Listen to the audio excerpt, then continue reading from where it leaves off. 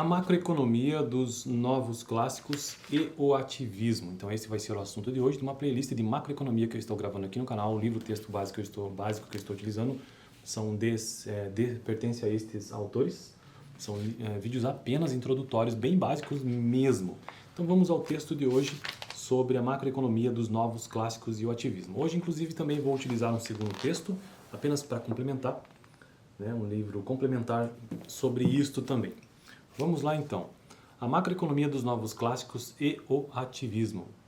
O desafio monetarista em relação ao ativismo keynesiano surgiu por volta dos anos 60 e prossegue até hoje. Porém, sua importância tem sido superada pela macroeconomia mais fundamental e teoricamente inovadora dos novos clássicos que já foi discutido. A escola dos novos clássicos, como visto, postula os novos clássicos, postula que as empresas e famílias são racionais. Então, postula-se que as empresas e famílias são racionais e que fazem os ajustamentos necessários para melhorarem seu desempenho econômico. Como consequência, não pode haver desemprego involuntário. Como consequência, não pode haver desemprego involuntário. Esta visão limita severamente o desejo de utilização de uma política de estabilização para afetar a taxa de desemprego. Os macroeconomistas novos clássicos, assim como os monetaristas, tendem a ser conservadores, quando enxergam somente um pequeno papel para a política ativa do governo da economia. Então é menos Estado, menos governo da economia. Isto segue o ponto de vista de que os mercados estão na sua maioria em equilíbrio e que as pessoas vigiam seus próprios interesses, deixando pouco para o governo fazer para melhorar a situação. Os novos clássicos argumentam também que a política ativa é difícil de ser bem-sucedida por causa das reações racionais e de otimização dos consumidores e das empresas em relação às ações do governo, que dependem do que o setor privado pensa que o governo está tentando alcançar. Apesar de dividirem muitas opiniões políticas, os macroeconomistas novos clássicos não são necessariamente monetaristas. Isso será discutido, a abordagem de equilíbrio, as expectativas racionais e também a sua relação com a macroeconomia dos novos clássicos ao longo de todo esse livro, inclusive lá pelo capítulo 13 aqui isso será discutido com maior detalhe. Bom, então no vídeo de hoje a macroeconomia dos novos clássicos, que é bastante semelhante com os monetaristas. Ou seja, que o Estado não tem que se envolver tanto assim na economia, deixar ela fluir por si mesma.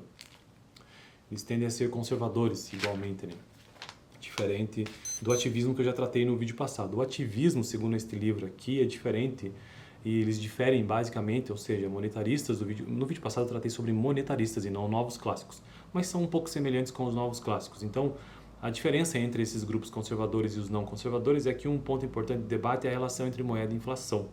Os monetaristas e também os novos clássicos tendem a argumentar que a quantidade de moeda é o determinante principal do nível de preço da atividade econômica e que o excessivo crescimento monetário é responsável pela inflação e que o crescimento monetário instável é responsável pelas flutuações econômicas. Já os ativistas, os não conservadores, colocam o fato que não há uma relação próxima entre crescimento monetário e inflação a curto prazo, e que o crescimento monetário é somente um dos fatores que afetam a demanda agregada. Bom, mas isso é a diferença básica. Vamos para o próximo livro que trata sobre isso e vamos ver aqui então os novos clássicos. Estão associados principalmente à Universidade de Chicago Boys, e tem como economistas de maior destaque Thomas Charjant e Robert Lucas. De maneira geral, os novos clássicos seguem o monetarismo ao privilegiar o controle da moeda e um baixo grau de intervencionismo do Estado. Contudo, a grande diferença com o modelo monetarista é a suposição de que os agentes formam expectativas racionais, os agentes econômicos. Isso quer dizer que os indivíduos são capazes de aprender da experiência, o que pode permitir que, em certos casos, sejam capazes de antecipar as alterações de política monetária, anulando seus impactos negativos.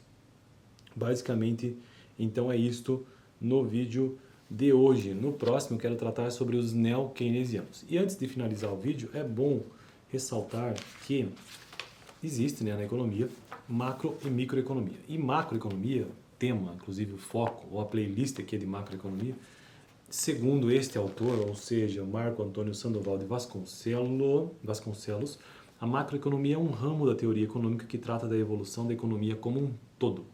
Microeconomia já está pensando já naquela relação entre famílias, empresas, o que determina o preço, é uma questão micro. Já macro não, pensa a economia como um todo, analisando a determinação e o comportamento dos grandes agregados macroeconômicos, como renda e produto nacional, investimento, poupança e consumo agregado, nível geral dos preços, emprego e desemprego, estoque de moeda, taxa de juro, balanço de pagamento e entre outras coisas, taxa de câmbio também. Bom, só para recapitular isso, né? Então, valeu, até o próximo vídeo. Toda quinta-feira eu tento gravar aqui no canal um vídeo de macroeconomia que, em primeiro lugar, é para me ajudar, para eu estudar os conceitos, são vídeos introdutórios, e também, quem sabe, você que está assistindo, se beneficiar de alguma maneira sobre isso. Se tiver interesse, acompanhe aqui, vou deixar aqui no final o vídeo passado, onde eu tratei sobre monetaristas e ativistas, essa relação segundo Fischer, e também uma playlist ou de macroeconomia ou de economia geral. Valeu!